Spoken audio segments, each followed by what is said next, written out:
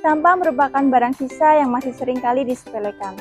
Minimnya pengetahuan terkait sampah menjadikan masyarakat kurang berminat untuk mengolahnya. Terdapat dua macam sampah yang masih sering kita temukan di sekitar kita, yaitu sampah organik dan juga sampah anorganik. Sampah anorganik sendiri merupakan sampah yang berasal dari sisa makhluk hidup yang mudah terurai secara alami tanpa adanya proses campur tangan manusia. Yang kedua, sampah anorganik. Sampah anorganik merupakan sampah yang dihasilkan oleh bahan-bahan non-hayati baik berupa hasil produk sintetik maupun hasil proses teknologi pengolahan bahan tambang. Berbagai cara dilakukan untuk mengurangi sampah organik. Salah satunya adalah ekoenzim. Sampah organik menjadi penyumbang sampah terbesar di Yogyakarta. Menurut data SIPSN tahun 2022 bahwa penanganan sampah organik di Indonesia mencapai 4 juta ton sampah per tahun.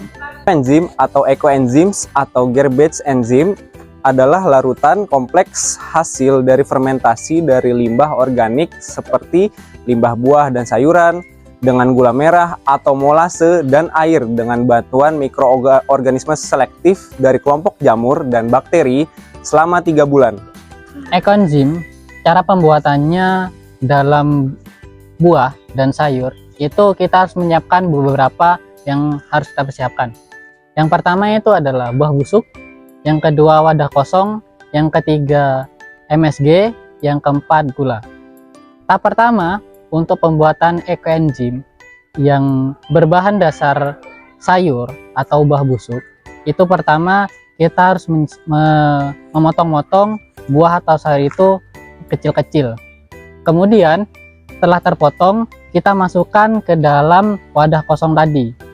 Setelah dimasukkan, kemudian kita tuangkan air kira-kira 3/4 atau setengah, karena kita akan menambahkan larutan gula dan juga beberapa yang harus kita tambahkan. Kemudian kalau udah airnya setengah, kita masukkan micin 1 sendok makan, larutan gula sekitar kurang lebih gula yang dilarutkan itu 1/4 kilogram, dan juga 1 sendok mama lemon. Setelah dimasukkan semua bahan-bahan tadi, kemudian diaduk sampai merata. Setelah itu ditutup sampai rapat, dan juga penutupannya itu tidak boleh terdapat udara yang keluar masuk.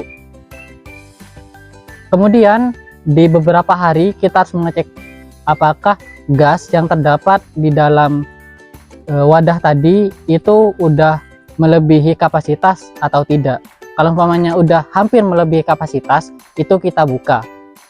Tahap ekoenzim yang kedua yaitu pertama-tama siapkan botol air mineral bekas yang 600 ml, lalu kulit bawang merah dan atau bawang putih, kemudian MSG atau micin, lalu ada air dan sabun cuci piring.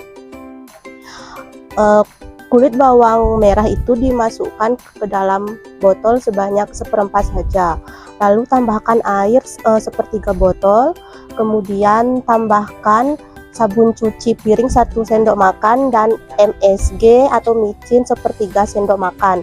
Jika sudah dimasukkan semua, diaduk hingga tercampur rata, tapi usahakan busanya itu jangan sampai terlalu banyak. Ekoenzim sebagai solusi ramah lingkungan menawarkan berbagai manfaat dalam pengaplikasiannya.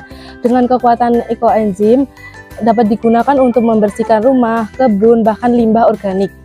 Penggunaannya yang mudah dan efektif membuat ekoenzim menjadi pilihan yang tepat untuk mengurangi jejak lingkungan kita. Mulai dari pembersihan permukaan rumah hingga mengolah limbah dapur, ekoenzim mampu menggantikan pembersihan kimia berbahaya.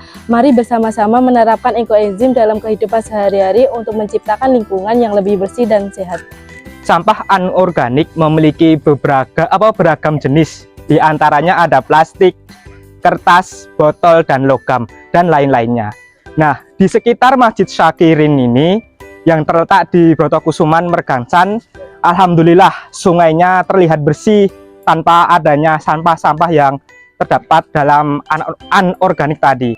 Pemanfaatan sampah organik salah satunya adalah pembuatan pot dari galon mineral. Pot ini bisa digunakan untuk mengganti pot biasa.